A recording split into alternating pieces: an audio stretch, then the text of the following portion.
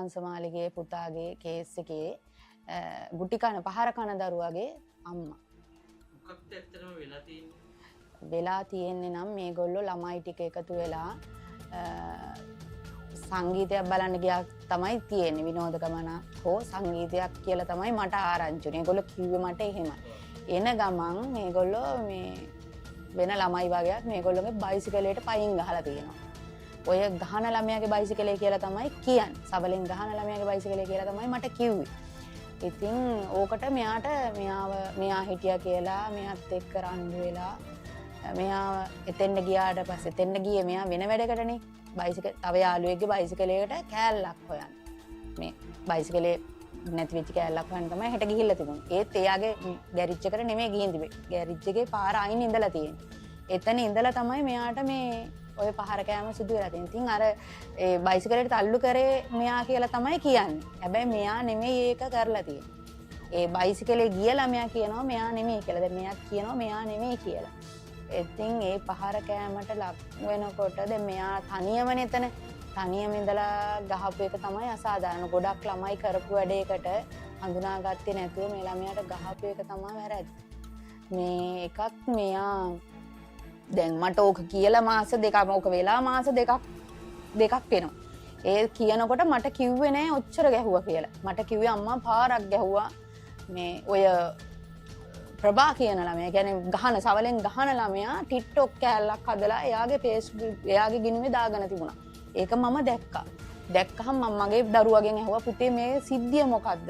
ඒ කියන්නේ දවස් දෙකකට පස්සේ එයාට පළවෙනි දවසේ ගහලා දෙවෙනි දවසේ මම ඇහුවා පුතේ මේ සිද්ධිය මොකද්ද?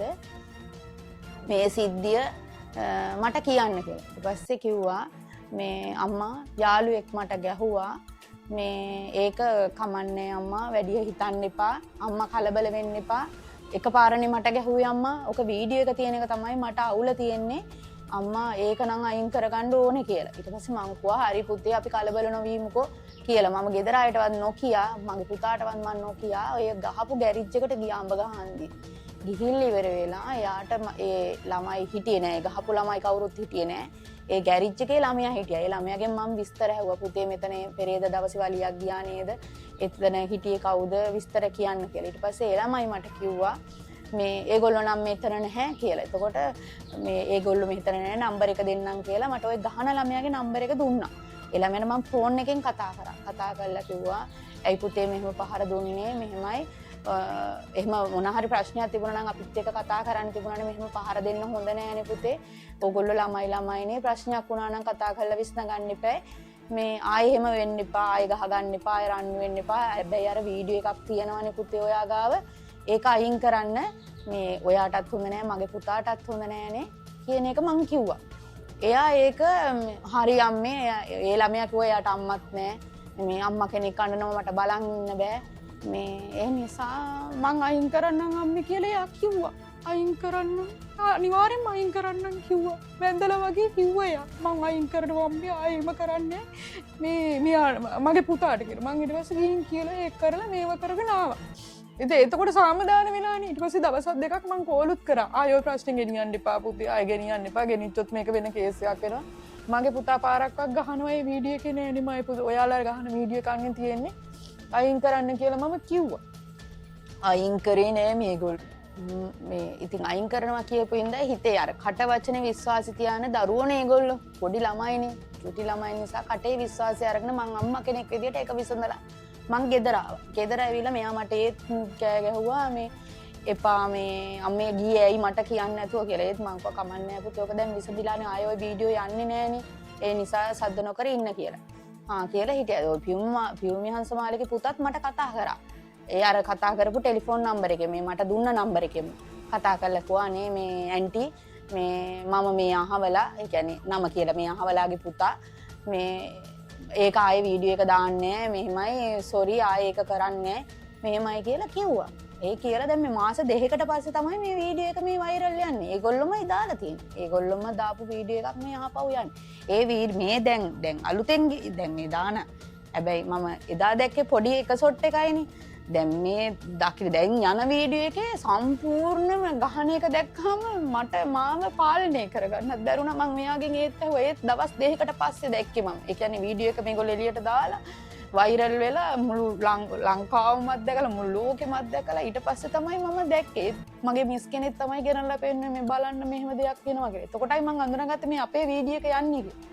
ඒ ඇවිල්ලත් මම මෙයාට කිව්වහම මෙහෙම දෙයක් යනවා පුතේ යන් අපි පොලිසි ගිහින් කියමු දැන් මේක නවත්ත ගන්නත් විදියක් ඕනනේ පාරේ බහින්න ඕනනේ ලැජ්ජාව මේ කරපු අපරාධි බලන්නකො මේගොල්ලෝ මේ බොරුනේ කිව්වේ කියලා මම ඉතින් පොලිසියට ගිහින් පැමිණිල්ල දැම්මා. ඇත්තම කතාව කියලා. ළමයාත් ගියා.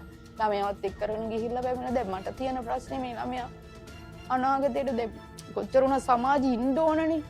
දැන් මේගොල්ලොම ගහලා හරිද මේගොල්ලොම ගහලා මේගොල්ලොම වීඩියෝ කළා මේගොල්ලෝ ගාව වීඩියෝ හංගගෙන තියන් ඉඳලා මේගොල්ලොම මෙහෙම ප්‍රශ්න ඇද්දාම අපි ජීවත් වෙන්නේ කොහොමද අපි නෑ තමයි එහෙම අපිට සල්ලි බාගේ ලොකුවට නෑ තමයි ඒ වුණත් ඉතින් මේ ළමයි සමාජගත කරන්න ඕනේ ඒක රස්සාවලට යන රටවල් වලට යන්න අපිත් කැමතිනේ අපේ ළමයි යනවා නම් දියුණු වෙලා දැන් මේගොල්ලෝ මෙහෙම කරන එකේ තේරුමක් තියෙනවනේ ඒද්ද ඒවලෙත් මෙයා කිව්වලු ඒ වීඩියෝ එක දානකොටත් මෙයා දාලා තියෙද්දිත් මෙයා කිව්වලු අනේ ඕක මචං අයින් කරපම් බං මට පිස්සු ඇදේ අයින් කරපන් කියලා මෙයා කියලා තියෙනවා ඒගොල්ලොන්ට කතා කළා මේ පියුමි හංසමාලිගේ පුතාට මෙයාට කෝල් එකක් ඇවිල්ලාද මෙයා කතා කළාද මොකක්ද එහෙම වෙලා තියෙන. එයා දන්නවා ඒ විස්තරය ගැන.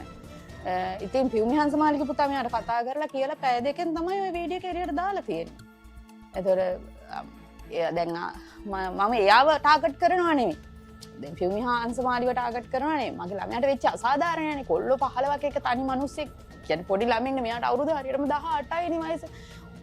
අපහාසයක් නේ. මේම ගහන එක දාන එක ඒ ළමයා අනාගතයට මුණ දෙන්න ඕන. ඉතින් අවුරුදු 22කද 23කද ළමෙක් ඔය ගහන්නේ. අවුරුදු 18ක ළමෙකුට ලොකු ළමයි ධම්මලා මේගොල්ලෝ පොඩි කියලා නෙමෙයි මේ වැඩේ කරේ. අසාධාරණයි කියන එක තමයි මම කිල්ලන්නේ ජනාධිපතිගෙන් උනත් මේක බලන මෙතින් ඒගොල්ලෝ මේ ළමයාට සාධාරණයක් කරන්න කියලා මට ඉතින් මම නඩුව දැම්මට මට කරගන්න බැරි ඒ සාධාරණයක් මේ ළමයා වෙනුවෙන් මේ අනාගතය වෙනුවෙන් ඒ ළමයිගේ කෝස් එකක් කර හිටියා. ඉන්සි කෝස් එකක් ඒකටවත් ගියේ නෑ මෙයා. මාස දෙකක්ම ගෙට වෙලා මාස දෙකක්ම ගෙට වෙලාම හිටියා. මේ අතරි දෙනවා කිව්වා එයා කෝස් එක නතර කරා ගියේ නෑ. ගෙටම ගෙන් එළියටවත් බැස්සේ නෑ ඊට පස්සේ. දැනුත් ඔය ගෙට වෙලා ඉන්න යන්නේ නෑ එයා එළියට. ඒ කියන්නේ අර ලැජ්ජාවට එයා යන්නේ නැත්තේ. මා ලැජ්ජාවක් මේක මට තේරෙන්නේ ඒක මේ ඇත්තටම මේ දැන් කවුරු කිව්වොත් අපේ ළමයා වැරදි කියලා මං හිතන්නේ එයා වැරද්දක් කරා කියලා. මට තේරෙන්නේ මේක කොතනින් මේක දැන් මාධ්‍ය ගියේ හින්දානේ මමත් දැක්කේ. ඒ කියන්නේ මේ සෝෂල් මීඩියා වල ගියේ හින්දා තමයි මම මෙච්චර ලොකු වීඩියෝ එකක් දැක්කේ. හැබැයි ඕක මුලින්ම මම දැක්කනම් මුලින්ම ගිහිල්ලා වෛද්‍ය ළමෙක් පෙන්නලා ඒ ටික ඔක්කොම කරගන්න. මට පෙන්න ගන්න විදිහ වීඩියෝ එකක් එහෙම තිබුණේ නෑ කියලානේ කිව්වේ මේගොල්ලෝ. මේගොල්ලෝ නෑ කියලා තමයි මේක අහපව ඔහොම දැන් මේ දැම්මේ නම් මෙයා මේ එක කියන්න වෙනවනේ පියුමි හංසමාලිගේ පුතා මෙයාට කෝල් කරලා කියලා පැය දෙකකින්ද තුනකින්ද තමයි ඔක ෆෝන් එකට ගිහින් තියෙන්නේ. එයා කියලා තියෙන උඹ දේවාල පාරේ නේද? හරි මං උඹ ගැන බලා ගන්නම් කියලා තමයි වීඩියෝ එක එළියට දාලා තියෙන්නේ. ඒ දාන්න නැත්තේ මං කියන්නේ එයාගේ ෆෝන් එකෙන් දැම්මා එහෙම කියලා කියන්නේ. වෙන යාළුවෙකුට කියලා හරි එයා දැම්මා. ඒක දැන් ඉස්සෙල්ලාම මම දැක්කෙත් ගැහණු ළමෙක් තමයි ඒක දාලා තිබ්බේ නම්බර්ස් ප්ලේට් අරන් මනම් ඔක්කොම ටිකත් එක්ක. මෙයාලා අඳුරනවා නම් කියන්නේ මේ අම්මා මේ එයා දාලා තියෙනවා. ඒ පහර කන අම්මා ඉන්නවා නම් තාත්තා ඉන්නවා නම් කතා කරන්න අපිට මේකට සාධාරණයක් කරමු එහෙම කියලා මාධ්‍යෙන් වෙන වෙනම දේවල් දැම්මට ඉතින් ත්‍රිවිධ දුරෙක් නෙමෙයි මෙයා. දැන් මාධ්‍යෙන් සමහර දේවල් වැරදියට ප්‍රචාරය වෙනවා. ඒ කියන්නේ වැරදි දේවල් තමයි ත්‍රිවිධ දුරෙක් කියනවා මේ මැරිලා කියනවා. මගේ දරුවා ගහපු පාරකට මැරිලා වෙන්නේ නැති කියනවා. දෙමව්පියෝ දෙන්නම ඉන්නවා යාගේ. තාත්තා නැතුව ඇති කියනවා. ඒ අවජාතකෙක් වෙන්නේ නැති කියනවා නෑ එහෙම නෑ. දරුවට තාත්තයි අම්මයි දෙන්නම ඉන්නවා. තාත්තත් ඉන්නවා. මේ ලොකු කියන්නේ අපි පොඩි පවුලක යන සහෝදරොත් ඉන්නවා. සහෝදර දෙන්නෙක් ඉන්නවා. අත්තරලා නෙමෙයි දරුවව. යන්න හයිය නැති හින්දා මම හිටියා මිසක සමාව අරගෙන අත්තරනේ දරුවව. දරුවත් එක්ක ඉන්නවා අපි කියන එක තමයි කියන්නේ. අවජාතකෙක්වත් මේ නිකන් හැදෙන ළමෙක්වත් ත්‍රිවිල් කාරෙක්වත් මැරිලවක්වත් නෑ මගේ දරුවා. බැනට ඉන්නවා අසරි. පොඩි පොඩි අසනීපවල් තියෙනවා. යාට ඔළුව එක එක්කම තියෙනවා. එයාගේ හැබැයි නිදිමයි. කොච්චරවත් නිදිමයි. ඒ ප්‍රශ්نين පස්සේ. එයා ඒ ප්‍රශ්نين පස්සේ තමයි නිදියන්නේ. කොහොම නිදියගෙන හිටපු ළමෙක් නෙමෙයි. ළමයා ටිකක් ඇවිදලා කරලා හිටපු ළමෙක්. මේ වත්තේ ඇවිදලා හිටපු ළමෙක්. එහෙම ජරාව වසවිස කවදාකවත් පොලිසියකට ගිහලා මේ අපේ පවුල් වල එහෙම නෑ. අපි මේ සමගිය කිසිම තරහකාරයෙක් එහෙම නෑ.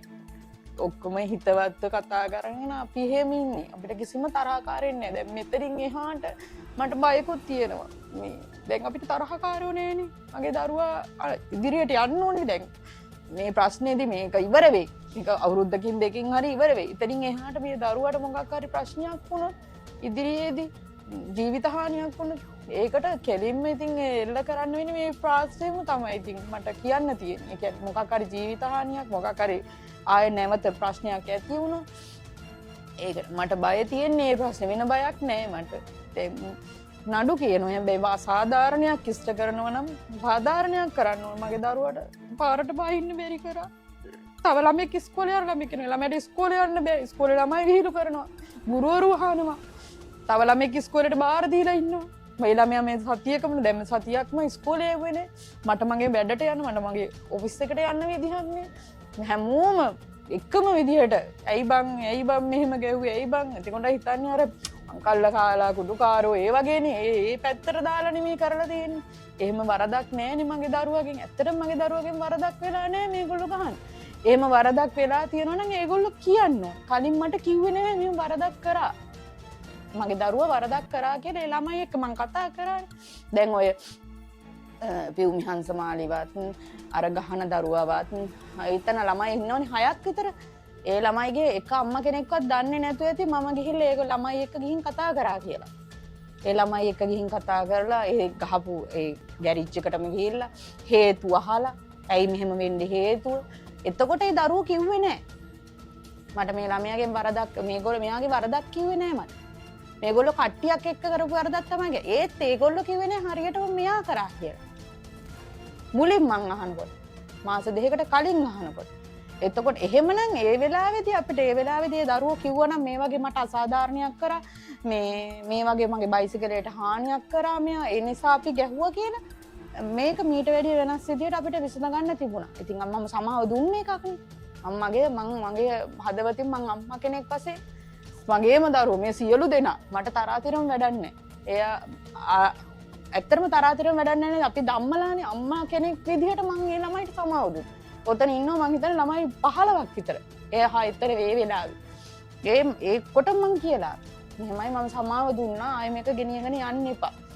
අරයි යන්න එපා. ඔයාලත් උසස් තැන් වලට යන්න ඕනේ, ඉගෙන ගන්න ඕනේ, රස්සා කරන්න ඕනේ, මේ රටේ ජීවත් වෙන්න ඕනේ. ඒ ළමයින්ට මං කියපු දේවල්. ඕගොල්ලෝ සමාදාන වෙන්න. ඕගොල්ලෝ එක රැණක් විදිහට යන ඕගොල්ලෝ තමයි මේ පරම්පරාව ගෙනියන්නේ කියන එක මං කිව්වා. මගේ දරුවාටත් හානියක් කරන්න එපා. එයාත් ඉගෙන ගන්න ඕනේ, එයාත් යන්න ඕනේ, එයාත් දෙයක් කරගන්න ඕනේ. ඒ නිසා මේවා කරන්න එපා කියන එක මම කිව්වා ඒගොල්ලෝ. එතකොට මට කිව්වනම් ඒ දරුවෝ මෙහෙම වැරද්දක් කරලා තියෙනවා. මට අපිට මේ වගේ දෙයක් කරලා තියෙනවා කියලා කිව්වනම් අන්න මොකක් හරි කරන්න තිබුණා. මම සද්දන කරින් දැන් මේ වැරද්දක් නැතුව නෙමෙයි. මාස දෙකකටත් පස්සේ අපි ඇත්තටම සමාව දෙන්න මගේ දරුවා සමාව දුන්න ඔච්චර ගුටි කාලා. ඕගොල්ලෝ හිතන්නේ මරණීය නිකම් හරි සවල් පාරවල් දෙකක් විතර වැදුනා නම් ඔළුවට අංග විකල වුණා නම් අංග විකල වුණා නම් මගේ දරුවා කවුද මට දෙන්නේ ඈ චුට්ටක් හිතන්නකෝ ඒ ගැන. මං වෙන මුකුත් ඉල්ලන්නේ මේ දරුවාට කරපු ලැජ්ජාවට මේ දරුවාට කරපු ලැජ්ජාවට දෙයක් මොකක් හරි සාධාරණයක් වෙයි කියලා මං හිතනවා. ඉතින් නීතියෙන් දැන් නීතියට දීලා තිවරනේ. පොලිසියට බාර දීලා ඉවරයි. උසාවියට බාර දීලා ඉවරයි. නීතියට මම මුකුත් දැනට කියන්නේ. නීතිය දැන් ක්‍රියාත්මක වෙලා යනවා. එතන වෙන දේවල් මට එහෙම මාධ්‍යයට කියන්න බෑ. ඇත්තටම මේගොල්ලෝ දෙයක් කරයි කියලා මම ඇත්තටම විශ්වාස කරනවා. මගේ රට මගේ රටේ මගේ අපේම මිනිස්සු නෙමෙයි. දෙයක් සාධාරණයක් කරයි කියලා මම ඇත්තටම හිතනවා. ඒගොල්ලෝ ඒ සාධාරණය ගැන බලාගෙන ඉන්නවා ඉතින්.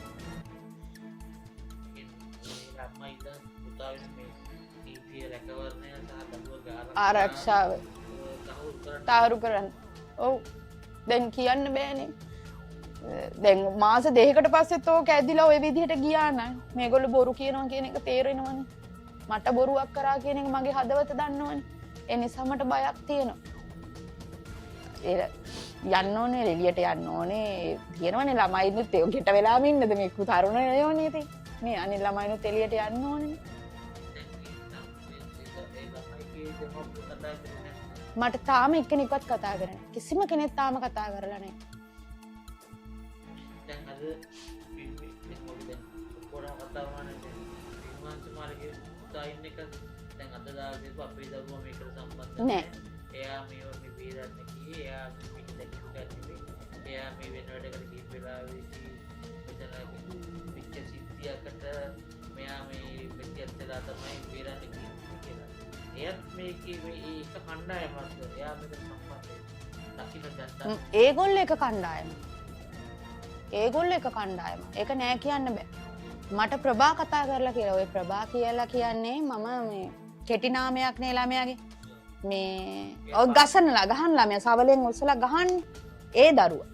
සවලෙන් උස්සලා ගහන දරුවා තමයි ඒ ළමයා මට කියලා තියෙනවා. මේක මේ මම මේ පියුමි හංසමාලිගේ ළමයා කිව්ව නිසා එහෙම කියලා එයා මට කියලා තියෙනවා. ඒකෙන් තමයි මමත් දන්නේ මේ පියුමි හංසමාලිගේ ළමයා මේකේ ඉන්නවා කියලා.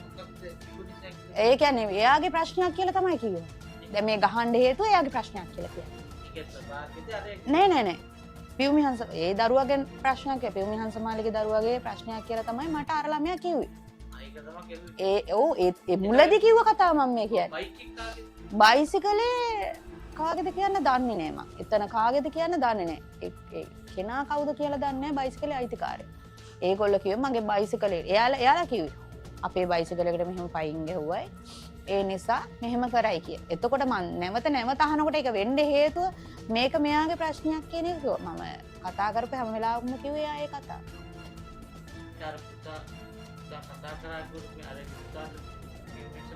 මෙයා නෙමෙයි කතා කරේ. එයා කතා කරා කියලා තමයි කියන්නේ.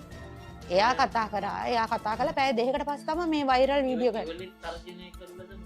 නෑ නෝ තර්ජනය කරලා නෙමෙයි නෑ තර්ජනය කරලා වගේ තමයි. ඉතින් නින්ද මම හොඳ වැඩක් උඹ දේවාල පාරේද කියලා ඇහුවලු. මං හොඳ වැඩක් කරන්නම් උඹට කිව්වලු. බලාගනින් උඹට කරන වැඩේ කිව්වලු. කියලා තමයි පැය දෙකකට පස්සේ තමයි ওই වීඩියෝ එක දාලා දෙන්නේ. ওই වීඩියෝ එක දාලා දෙන්නෙත් මං හිතන්නේ ෆෝන් එකේ ස්ටේටස් වෙන්න ඕන මම දන්නේ නෑ දාපතන. ඊට පස්සේ තමයි අර ගෑල්ලාමේ කරගෙන තියෙන්නේ. ඒ ගෑල්ලාමයා තමයි ඔක්කොම විස්තර ඒක හරියට වීඩියෝ එක බලලා ওই විදියට අන්තර්ජාලයට මුදා හැරලා තිබුණා. දැන් මේ සිද්ධියත් එක්ක මේ රටේ නඩින් දෙමාපියන්ට දරුවන්ට මොකක්ද අම්මා කෙනෙක් විදිහට කියන්නේ. අම්මා කෙනෙක් වශයෙන් කියන්නේ අපි දරුවෝ හරියට හදමු. ඒ කියන්නේ මේ දරුවෝ අපේ ළමයි අම්මලා මොන වැරදි කරත් අපිට කමන්නේ. දරුවෝ ජීවත් කරන්නනේ. දැන් සමහර අය කියන ඇතිනේ මේ අම්මලා මෙහෙමයි මේ එහෙම නෙමෙයි. ළමයා හරියට ඉන්න ඕන. හරි දේ උගන්නන. අවුරුදු 16ක් 17ක් 18ක් කියන්නේ කුඩා දරුවෝ මේ ළමයිගේ මොලේ චූට්ටයි. ඒ තාම මේව වෙලා නැහැ සමාජගත වෙලා නැහැ මේ දරුවෝ. ඒ සමාජයට දාන්නෙත් අපි විහිම්මයි. මේ දරුවෝ මගේ දරුවට බයිසිකලයක් නැහැ. එහෙම නැහැ. මගේ ළමයා ගේ තමයි හැදෙන්නේ. අපි එහෙම දීලා නැහැ. ඉගෙන ගන්න බැයි නම් ගේ හිටන් ගිහලා ඉගෙන ගත්තේ නැතත් කමන්නේ ගෙදරට වෙලා ඉන්න ප්‍රශ්න දාගන්න එපා. මම නැතත් මේ රටේ පය ගහලා ඉන්න පුළුවන් විදියට දරුවෙක් හදන්න. අල්ලි බාගේ නෙමෙයි. දරුවා හරි මකට ගත්තොත් අපිට හොඳයි. අපේ දරුවා නම කොච්චර මොන තරහතරම හිටියත් දරුවා හරියට නම් දැන් ඇත්තටම කිව්වොත් මේ බලන්නකො පොඩි වයසේදී නඩු 4ක් 5ක් තියෙන්න විදිහක් නැහැ නේ ළමයිට. මගේ ළමයා ওই පළවෙනි වතාව ওই වගේද. ඒ යන්න බයේ ගියේ. මට කෑගු ගහ ගියේ. අම්මා යන්න. ඒ තැනට යවන්න හොඳ නෑ. නීති පොතක ලියවෙන්න හොඳ නෑ දරුවෙක්ගේ නම. මගේ නම් තීරණය. මම දුප්පත් වුණා. ඒ කියන්නේ දුප්පත් කියලා කියන්නේ සාමාන්‍යයෙන් තැනක හිටියත් මගේ දරුවෝ මං හරියට හැදුවා. මගේ ළමයිට මං හරි දේ කියලා දුන්නා. කාටවත් ගහන්න කවදාකවත් ගහලවත් බැනලවත් වලියකට ගිහිල්ලවත් මේ වෙනකන් එහෙම කිසිම දෙයක් නැහැ. ඉස්කෝලේකවත් යාට එහෙම ප්‍රශ්න නැහැ. කවදාකවත් එහෙම ප්‍රශ්න දාගත්තු දරුවෙක් නෙමෙයි මෙයා. මට දුක තියෙන්නේ මේගොල්ලෝ හංගලා මේක කරපු එක. ඒත් දරුවෝනි මං ඒ ළමයිට කියන්නේ ආයි නැවත මේ වගේ කරන්න එපා කියන එක. ඔය ළමයි කවදා හරි එළියට ඇවිල්ලා හරි මේක දකි බලයි. ඒ දරුවට මං බැඳලා වගේ කියලා අපි පුතේ ඔක අත්තරින් ඔගොල්ලෝ ළමයින කියලා වෙන අම්මලා වගේ නෙමෙයි මං. හරි මානසිකයි. දුකයි ඒත් කරන්න දෙයක් නෑ. මේ කරපු දේ මලාන මැරුණා නම් මට කොල්ලනේ මිල කරන්න පුළුවන් ජීවිතයක්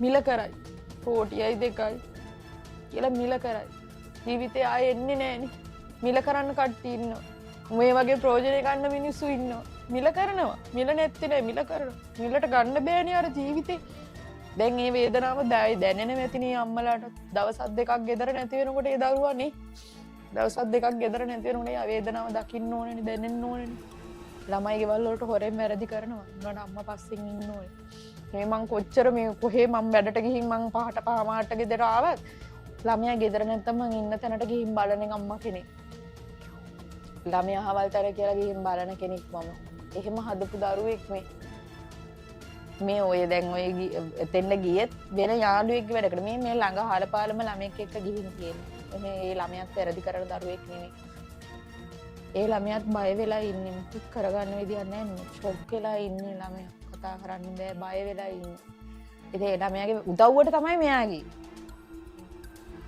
ඇත්ත ඒකයි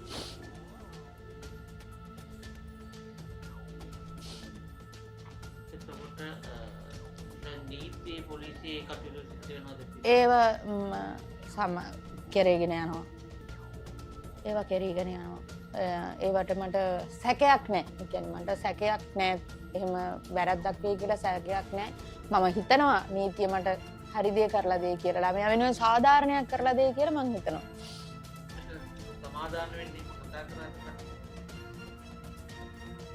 ඒ අධිකරණයට සම්බන්ධ කටයුතු කරන කියන්න එපා නෑ නෑ නෑ නෑ එහෙම නෑ මට කතා කරේ නෑ එහෙම සමාදාන නෑ එක දෙමව්පියෙක් මම උසාවියට ගියා මගේ දරුවා ගියේ නෑ මේ දරුවාට ඒ කියන්නේ හිටගෙන ඉන්න බෑනේ වැඩිපුර යා ඔළුව එකක්මයි කියලා යාට දැන් තියෙන පීඩනෙත් එක මේ ලැජ්ජාවයි පීඩනේ ඔක්කොම එකටනේ කවදාකවත් යා පොලිසියට ගිහිල්ලා නැති නෑ ගෙදර ගිහලා ගියේ මම ඉතින් මම විතරයි ගියේ උසාවිය ගාවට එක අම්මා කෙනෙක්වත් කතා කරේ කිසිම කෙනෙක් නිකන් කතා කරා නම් එක සහෝදරයෙක් කතා කරා කවුරු හෝ ළමෙක්ගේ සහෝදරයෙක් මං හිතන්නේ ගෑරිජ් එකේ වෙන්න ඕනේ මං හිතන විදියට ඒ අය ඒ ළමයා ඇවිල්ලා කතා කරා නේ අපි මෙච්චර දෙයක් දන්නේ නැහැ හිරු ටීවී එකෙන් තමයි මම මේක දැනගත්තේ කියන එක ඒ අයියා කිව්වා මට මං කො දැන් පරක්කු වැඩි කරන්න දෙයක් නැහැ මානසිකයි මම අමානුෂික දෙයක් කරන්න උනාට කරන්න දෙයක් නැහැ ඒගොල්ලෝ කරපු වැරද්ද හින්දා කියලා නෑ ස්පැනර් එකකිමුත් ගහලා තියෙනවා ඒ එතන පෙන්නනවා ඒ වීඩියෝ එකේ ස්පැනර් එකකින් දමලා ගහනවා සලා ඒ වීඩියෝ එකේ අන්තිමට දමලා ගහන එක පිටේද මේ හරිය වැදිලා ගිහිල්ලා විසික් කරලා වැදිනවා එයා කියනවා එයා ළමයා කියන ස්පැනර් එකකින් ගැහුවා මට දැන් කියන්නේ එයා කිව්වේ නෑ මට හොඳටම ගහලා තියෙනවා මේ ගොඩක් ගහලා තියෙනවා ඉතින් ඔක්කොම වැදිලා තියෙන්නේ පිටට බෙල්ලට ඔළුවට මං අහන්නේ ඉතින් අර දෙමෝපියන්ගමුත් මං ඔය අහන්නේ පෝස්ට් හදලා දානවා දරුවෝ කියලා එතකොට මගේ දරුවා මලාන අංග විකල වුණා නම් ඒ දරුවෙක් නෙමෙයිද එතකොට මං අම්මෙක් නෙමෙයිද මේගොල්ලොන්ට මේව දාන්න ඒ දරුවෝ මගේ දරුවෙක් නෙමෙයිද මං අහන්නේ ඒකයි එච්චර ගුටි කාගෙන ජීවත් වෙලා ඉන්න එක ලොකු දෙයක් නේ ජීවතුන් අතර නැත්තම් මං කාගෙත් එක්කද ෆයිට් කරන්න කියන්නකෝ වැඩක් තියෙනවද ජීවිතයක් නැතිලා ෆයිට් කරලා මේගොල්ලොත් එක්ක නේ දැන් එයා කියනවා මම දෙක ඔය ෆෝන් එකත් මං අත්හැරලා තියෙන්නේ ඕන්නේ මට බලන්න බෑ ඒක මේ ළමයා නැතුව ගෙදර පාළුයි නිකන් හරි මගේ දරුවා අර ඔළුවට කුඩා මොලේ දිහාට පාරක් යදිලා අංග විකල වුණා නම් මං කාටද දෙයනේ කියන්නේ එයාට කිව්වා මෙයා පිළිගනී කියලා හිතනවා ඔය පෝස්ට් හදන අය දාලා කියන අය පිළිගනී කියලා හිතනවා ඒ අම්මලා පිළිගනීද පිළිගන්නේ ජීවිතේට මෙයා දැන් ජීවතුන් අතර ඉන්න හින්දා මම මෙහෙම කතා කරනවා සංගෝය සමාජ මාධ්‍ය දුර්දමේ නොයෙකුත් දේවල් කියනවා ඔව් සමාජය අපිට ඉස්සප්පුවක් නැතුව සමහර දේවල් දානවා ඒගොල්ලෝගේ වටිනාකම ඉහළ දාගන්න ඒගොල්ලොන්ට අම්ම කෙනෙක් විතර මොකක්ද කියන්නේ හරියට හොයලා බලලා මාධ්‍ය කරගෙන ඒක සමාජ මාධ්‍ය කරගෙන ගියාට කමක් නැහැ ඒක හොඳයි තියෙන එක දෙයක් දැනගන්න තියෙන එක හොඳයි ඒක.